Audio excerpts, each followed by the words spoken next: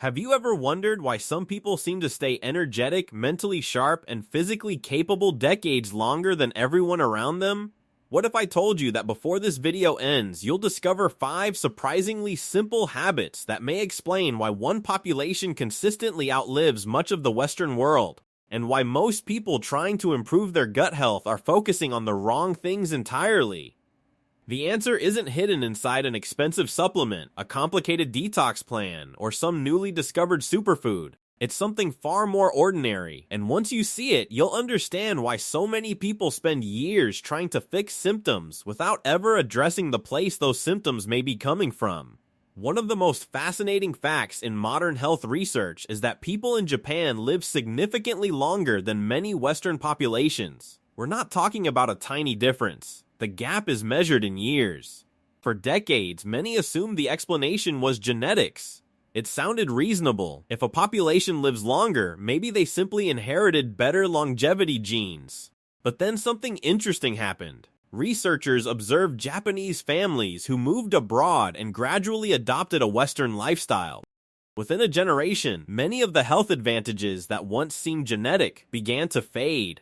The DNA had not changed. Their ancestry remained the same, yet the outcomes looked very different. That observation raises an important question. If genetics stayed the same, what changed? The answer points toward daily habits, environment, and one of the most important systems in the human body that people rarely think about until something goes wrong: the gut.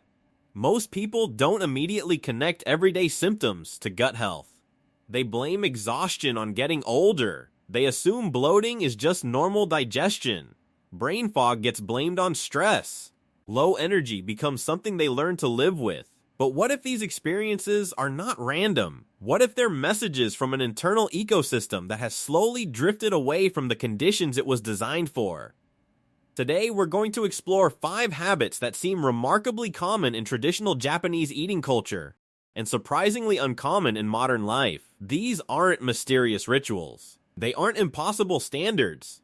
They're simple biological practices that support the gut in ways many people never realize. The first one sounds so basic that many people dismiss it immediately. The Japanese gut gets time to rest.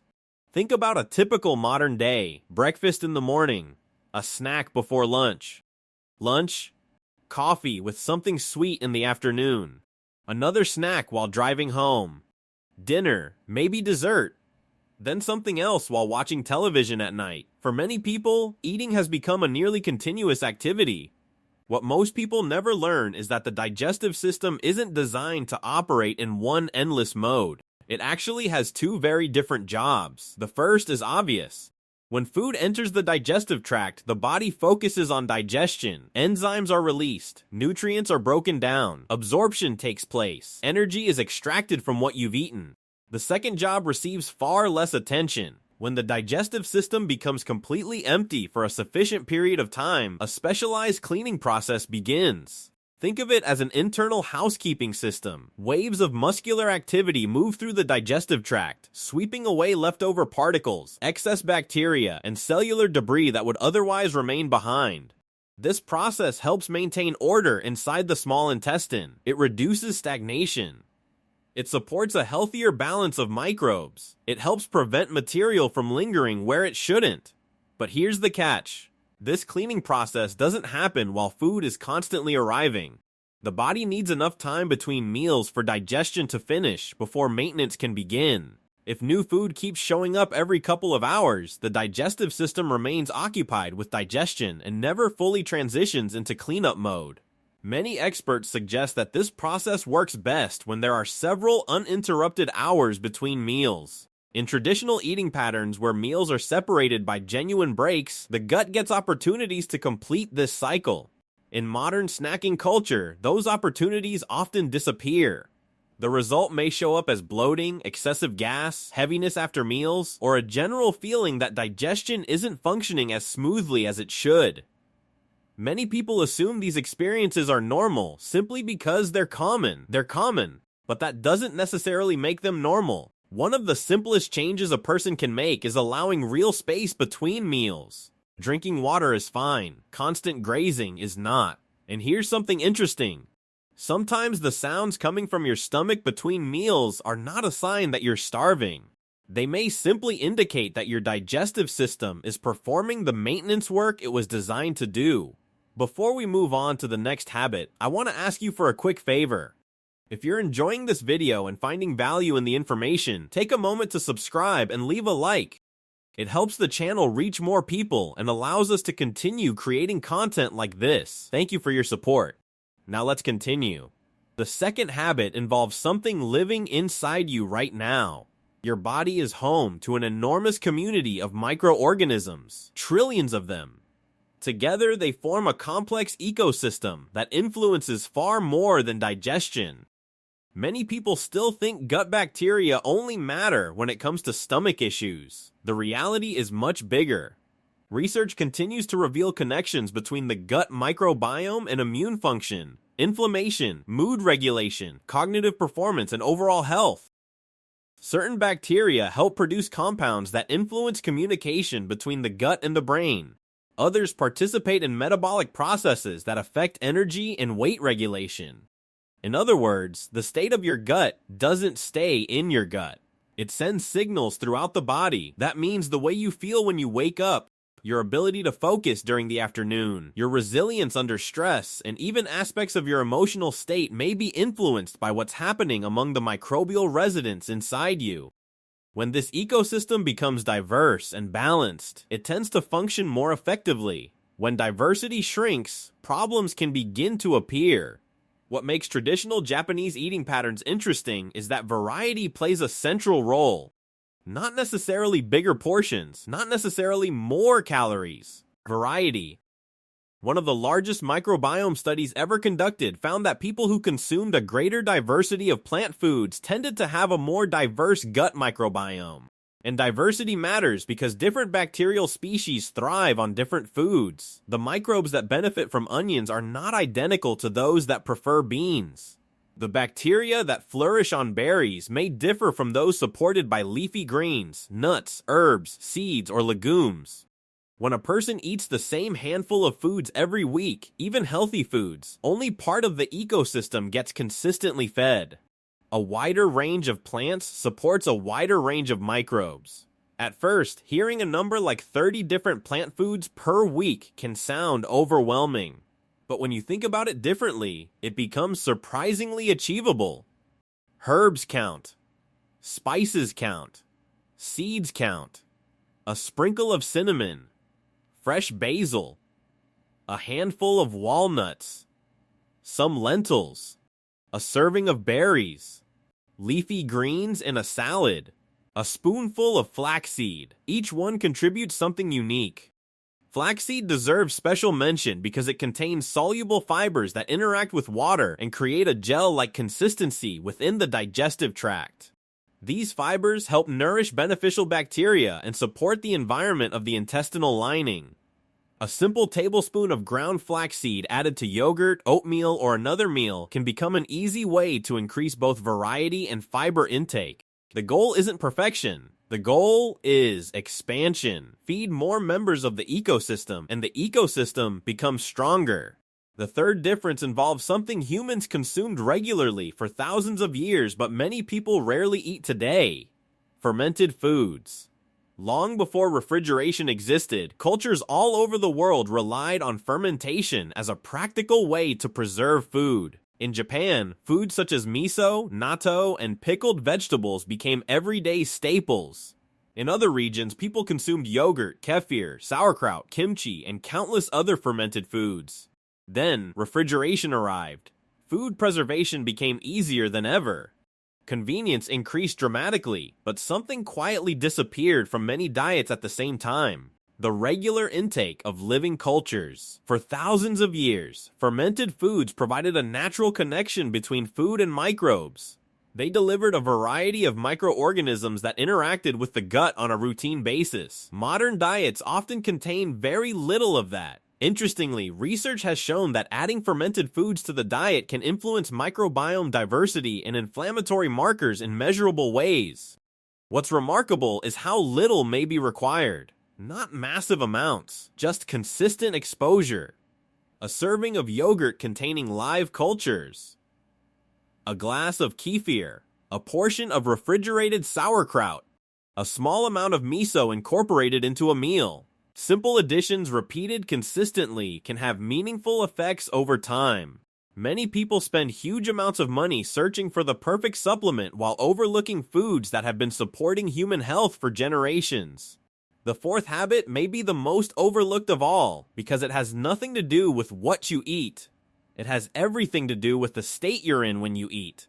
The human nervous system constantly shifts between different modes. One mode is associated with urgency, stress, and action. The other is associated with relaxation, recovery, and restoration.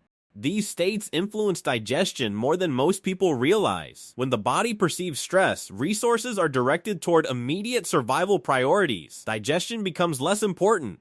From an evolutionary perspective, this makes sense. If a threat is present, digesting lunch is not the top priority. The problem is that the body often reacts to modern stressors the same way it would react to physical danger: an overflowing inbox, a stressful meeting, constant notifications, mental pressure. The nervous system frequently interprets these experiences as signals that demand heightened alertness. Now consider how many people eat. One hand on the keyboard, eyes on a screen, phone nearby, mind racing through tomorrow's responsibilities. Food enters the body, but the nervous system remains stuck in a stress response. Digestion may not function as efficiently under those conditions. Meals that could have been processed comfortably may instead leave behind bloating, discomfort, or a feeling of heaviness. Traditional Japanese food culture often treats eating as an intentional activity. The meal becomes the focus. Attention stays on the food. The pace slows down. This matters because the gut and brain communicate continuously through pathways that include the vagus nerve. One simple practice can help support this connection. Before eating, take several slow breaths. Allow the exhale to last longer than the inhale. This sends signals that encourage the body to move toward a more relaxed state. 5 slow breaths require less than a minute. Yet that minute may help create conditions that allow digestion to work more effectively. The food may be exactly the same. The body's ability to process it may not be. And finally, the fifth habit.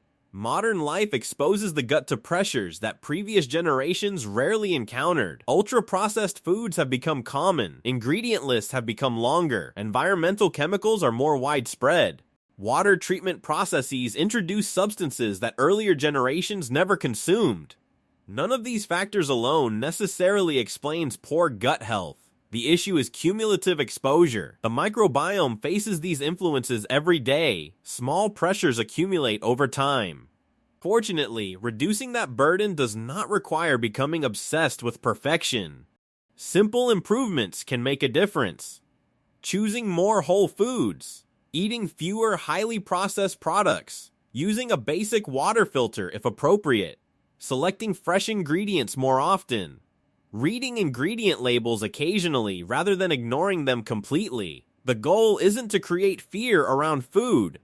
The goal is to create a friendlier environment for the beneficial organisms working inside you every day. And before we finish, there's one final idea worth remembering. The body you have today is not permanent. It is changing continuously. The lining of the digestive tract renews itself regularly. The microbiome can begin shifting within weeks when habits change consistently. That's important because many people assume their current state is fixed. They think low energy is simply who they are now. They think digestive discomfort is something they'll always live with. They assume feeling less vibrant is an unavoidable part of aging, but the body remains adaptable. The Japanese approach to health has never depended on dramatic interventions. It doesn't rely on waiting until something breaks. Instead, it emphasizes consistency. Small actions repeated daily. Quiet habits maintained for decades. When you meet someone in their 70s who still moves comfortably, thinks clearly, and approaches each day with energy, you're often seeing the accumulated result of thousands of ordinary decisions made over a lifetime. Not one miracle solution, not one secret protocol, just consistent habits practiced year after year.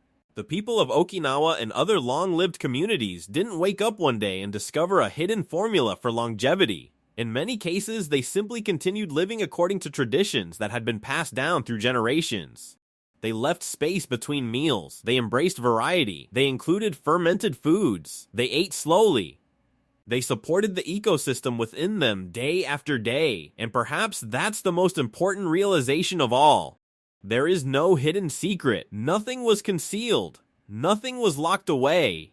The principles have been visible the entire time. The human gut evolved under certain conditions. Regular gaps between meals, diverse plant foods, fermented foods, calm, intentional eating. A lifestyle that didn't constantly overwhelm the body's internal systems. Many modern societies drifted away from those habits. Traditional Japanese culture held on to more of them. Maybe that's the real explanation. Not a mystery. Not magic. Just 5 simple practices repeated long enough to shape a lifetime. Now, I'd love to hear from you. Out of these 5 habits, which one felt most familiar to your own experience? Which one do you think could make the biggest difference in your daily life? Let me know in the comments below.